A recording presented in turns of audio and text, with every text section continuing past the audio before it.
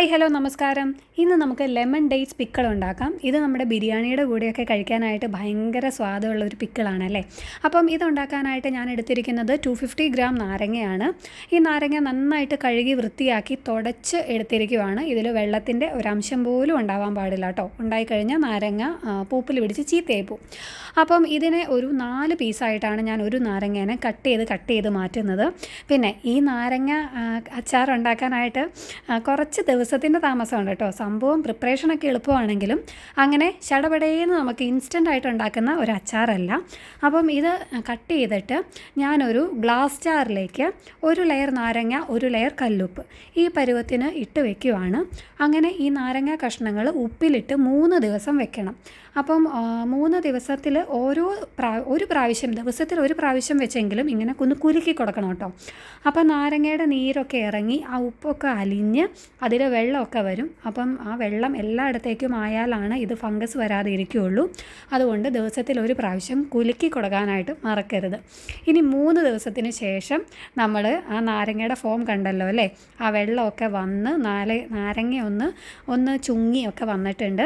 അപ്പം ഒരു ചട്ടിയിലേക്ക് നല്ലെണ്ണ ഒഴിച്ചതിന് ശേഷം 1 സ്പൂൺ കടുക് ഇട്ട് കൊടുത്തു. 1 സ്പൂൺ കടുക്, 2 സ്പൂൺ ചെറുതായിട്ട് അരിഞ്ഞ ഇഞ്ചി, ഒരു 5 സ്പൂൺ വെളുത്തുള്ളി. ഇത്രയാണ് ഞാനൊരു 250 ഗ്രാം നാരങ്ങയ്ക്ക് എടുക്കുന്നത്. എന്നിട്ട് ഇത് നന്നായിട്ട് വഴറ്റി കൊടുക്കുക. നന്നായിട്ട് വഴണ്ട് വന്നതിന് ശേഷം ഒരു 1/2 സ്പൂൺ മഞ്ഞൾപ്പൊടി, ഒരു 3 സ്പൂൺ കശ്മീരി ചില്ലി ഇതാണ് ഞാൻ ചേർത്തിരിക്കുന്നത്. അതുപോലെ 1/2 സ്പൂൺ ഉലുവയുടെ പൊടി, 1/4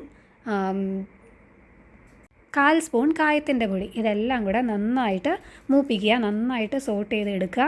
ശേഷം ഒരു 1/2 കപ്പ് നാടൻ ചൊറുക്ക ഇല്ലെങ്കിൽ വേറെ വിനീഗർ മേടിച്ചാലും കുഴപ്പമില്ല. നാടൻ ചൊറുക്കയാണ് എപ്പോഴും നല്ലത്. പിന്നീട് കുരു കളഞ്ഞ് അരിഞ്ഞ് വെച്ചിരിക്കുന്ന ഡേറ്റ്സും കൂടെ അതിലേക്ക് ഇട്ട് ഒന്ന് സോട്ട് ചെയ്യുക. പിന്നീട് അതിലേക്ക് നമ്മൾ ഉപ്പിലിട്ട് വെച്ചിരിക്കുന്ന നാരങ്ങയും കൂടെ ഇട്ട് ഇളക്കി കൊടുക്കുക.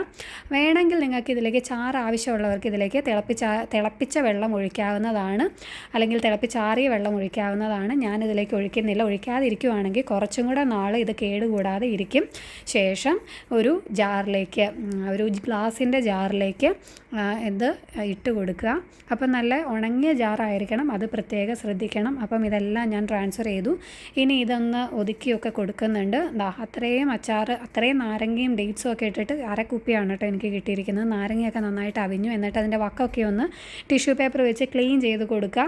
ഒരു 2 ആഴ്ച കഴിഞ്ഞിട്ടുണ്ടെങ്കിൽ നല്ല സൂപ്പർ ലെമൺ ഡേറ്റ്സ് പിക്കിൾ നിങ്ങൾക്ക് ഉപയോഗിക്കാം.